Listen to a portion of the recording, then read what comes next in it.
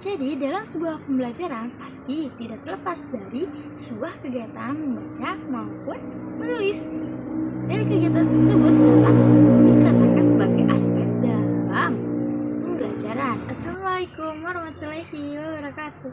Halo teman-teman, balik lagi dengan saya Anissa Kurtulaini dari kelas FKKP 005. Di sini saya akan menjelaskan mengenai membaca dan menulis. Sebelum ke pembelajaran, jangan lupa like, comment, and subscribe. Terima kasih. Lanjut aja ke materinya.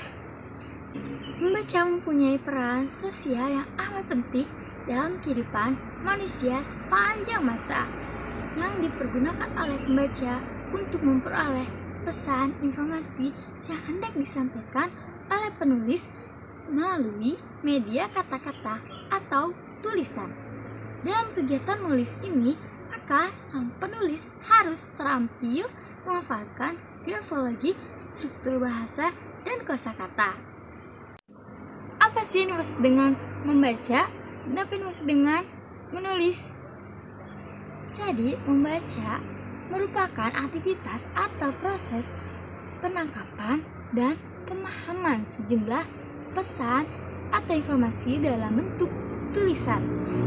Nah, demikian membaca merupakan kegiatan yang penting bagi seseorang yang ingin meningkatkan diri untuk memperluas wawasannya. Sedangkan menulis merupakan salah satu media yang digunakan seseorang dalam menyampaikan pesan secara tidak langsung. Oleh karena itu, pembelajaran menulis pun sangat penting karena berkaitan dengan bagaimana seseorang berinteraksi maupun berkomunikasi. Kedua aspek tersebut tidak dapat dipisahkan dan memiliki keterkaitan dalam sebuah pembelajaran. Makanya kedua tersebut berkaitan. Membaca dalam KBBI atau Kamus Besar Bahasa Indonesia merupakan sebuah aktivitas berupa melafalkan atau mengeja sebuah tulisan. Di dalam KBBI tertulis bahwa ada setidaknya 5 makna dari kata baca atau membaca. Apa aja sih? Yaitu yang pertama, melihat serta memahami isi dari apa yang tertulis, bisa dengan melisankan atau hanya dalam hati. Yang kedua, mengejakan atau melafalkan apa yang tertulis. Yang ketiga, mengucapkan sesuatu yang tertulis. Yang keempat, memperhitungkan atau memahami isi sebuah tulisan atau simbol atau gambar dan sebagainya. Dari pengertian tersebut, apa tujuan membaca? Jadi, tujuan utamanya dalam membaca adalah untuk mencari serta memperoleh informasi, mencakup isi, memahami makna bacaan. Di mana menurut Farida Rahim tahun 2008 ada 9 tujuan membaca sebagai berikut. Yang pertama, kesenangan. Yang kedua, menyempurnakan membaca nyari.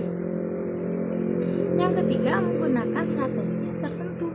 Yang keempat, memperbarui pengetahuannya tentang suatu topik. Yang kelima, mengaitkan informasi baru dengan informasi yang telah diketahui.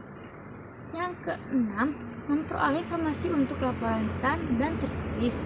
Yang ketujuh, mengkonfirmasikan atau menolak prediksi. Yang kedelapan, mempelajari tentang struktur teks. Yang kesembilan, menjawab pertanyaan-pertanyaan yang spesifik. Sehingga kesimpulannya adalah, jika secara umum membaca dapat diartikan sebagai sebuah aktivitas dalam menghafalkan, mengeja, menyembunyikan simbol-simbol abjad hingga menjadi kata sampai kalimat yang memiliki makna. Dari tujuan tersebut, ada juga loh manfaat membaca. Mau tau nggak? Langsung aja ya. Jadi manfaat membaca yaitu yang pertama, mengurangi kecemasan. Yang kedua, membuat otak berkembang. Yang ketiga, meningkatnya pengetahuan. Yang keempat, menjadi pribadi yang lebih berpikir. Yang kelima, meningkatkan daya ingat.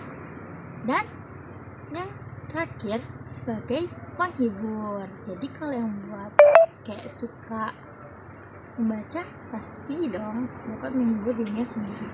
Dan selanjutnya itu ada juga loh aspek-aspek membaca. Apa aja sih? Jadi secara garis besarnya terdapat dua aspek penting dalam membaca. Yang pertama yaitu keterampilan yang bersifat mekanis, yang dapat dianggap berada pada urutan yang lebih rendah. Dan itu apa aja ya isinya? Jadi isinya itu pertama ada pengenalan bentuk huruf. Yang kedua, pengenalan unsur-unsur linguistik seperti fonem atau grafem. Terus ada kata, ada frase, terus ada pola kausa, kalimat, dan sebagainya. Yang ketiga, ada kecepatan membaca bertaraf lambat. Dan selanjutnya, dari secara garis besar yang kedua yaitu ada keterampilan yang bersifat pemahaman yang dapat dianggap berada pada urutan yang lebih tinggi. Tadi yang lebih rendah, sekarang yang lebih tinggi. Apa aja sih isinya? Yaitu yang pertama, memahami pengertian sederhana seperti leksika, gramatikal, dan retorikal. Yang kedua ada memahami signifikansi atau makna. Yang ketiga ada valuasi atau penilaian seperti isi dan bentuk. Yang keempat, kecepatan membaca yang fleksibel yang mudah disesuaikan dengan keadaan. Membaca juga ada segi terdengar atau tidaknya suara dalam membaca. Nah, dari segi terdengar atau tidaknya suara dalam membaca, makna proses membaca dibagi atas. Yang pertama ada membaca nyaring. Apa sih membaca nyaring? Yaitu suatu aktivitas atau kegiatan yang merupakan alat untuk menangkap serta memahami informasi, pikiran, dan perasaan seseorang pengarang. Membaca nyaring yang baik menuntut agar si pembaca memiliki kecepatan mata yang tinggi serta pandangan mata yang jauh, karena dia haruslah melihat pada bahan bacaan untuk melihat kontak mata dengan para pendengar. Yang kedua ada membaca dalam hati. Pada saat membaca dalam hati, kita hanya menggunakan ingatan visual atau visual memory yang melibatkan pengaktifan mata dan ingatan. Tujuan utama membaca dalam hati untuk memperoleh informasi. Membaca dalam hati dibagi menjadi dua, yaitu yang pertama ada membaca ekstensif. Apa sih membaca ekstensif? Membaca ekstensif merupakan membaca secara luas, yaitu objeknya meliputi sebanyak mungkin teks dalam waktu yang singkat mungkin. Oleh karena itu, yang menjadi tujuan dan tuntutan kegiatan membaca ekstensif adalah untuk memahami isi yang penting-penting dengan cepat secara efisien dapat terlaksanakan. Nah, membaca ekstensif terbagi menjadi dua, yaitu membaca survei dan membaca sekilas. Yang kedua ada membaca intensif. Yang dimaksud dengan membaca intensif atau intensive reading adalah studi sama telah teliti dan penanganan kuesioner, latihan pola-pola kalimat, latihan kosakata, telah kata-kata, dikte, dan diskusi umum merupakan bagian dan teknik membaca intensif. Menurut Brooks tahun 1964, yang termasuk ke dalam kelompok membaca intensif ini adalah membaca telah isi, yang kedua membaca telah baca. Jadi hanya dua itu. Tadi kan udah ngebahas tentang membaca, nah sekarang kita akan membahas tentang menulis.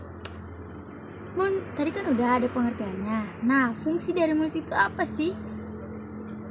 Jadi, fungsi utama dari tulisan adalah sebagai alat komunikasi yang tidak langsung.